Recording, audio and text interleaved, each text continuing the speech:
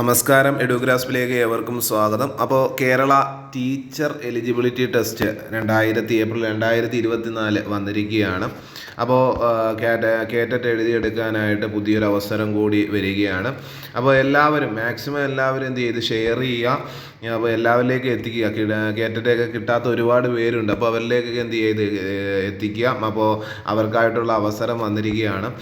അപ്പോൾ ഇതിൽ category 1, category 2, category 3, category 4 ഇതിലാണ് എക്സാമുകൾ നടക്കുക.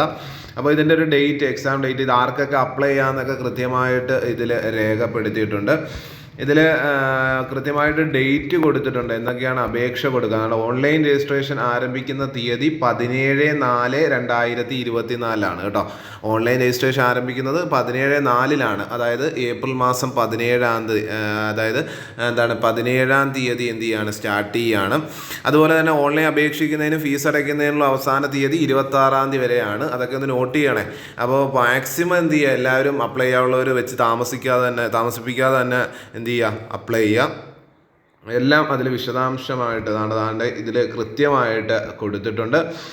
അതുപോലെ തന്നെ വെബ്സൈറ്റിൽ നിന്ന് ഹാൾ ടിക്കറ്റ് ഡൗൺലോഡ് ചെയ്യേണ്ട തീയതി 3/6, ഒരു ജൂൺ മാസമൊക്കെ ആകുമ്പോഴത്തേക്ക് എന്ത് ചെയ്യും, ഹാൾ ടിക്കറ്റ് ആവും. എക്സാം ഡേറ്റും കൃത്യമായിട്ട് വന്നിട്ടുണ്ട്.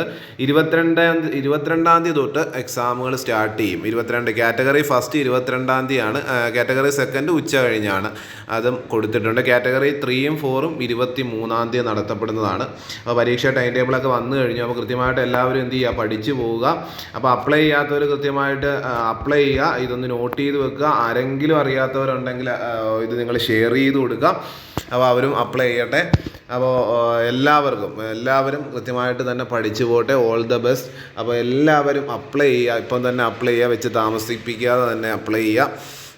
നമ്മുടെ ഈ എക്സാമുകൾ കാറ്റഗറി ഫസ്റ്റ്, സെക്കൻഡ്, തേർഡ് ഇതെല്ലാം അപ്ലൈ ചെയ്യാം.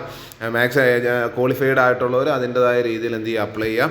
അപ്പോൾ ഈ വീഡിയോ നിങ്ങൾക്ക് ഉപകാരപ്പെട്ടെങ്കിൽ തീർച്ചയായും വീഡിയോ ലൈക്ക് ചെയ്യുക, ഷെയർ ചെയ്യുക, സബ്സ്ക്രൈബ് ചെയ്യുക.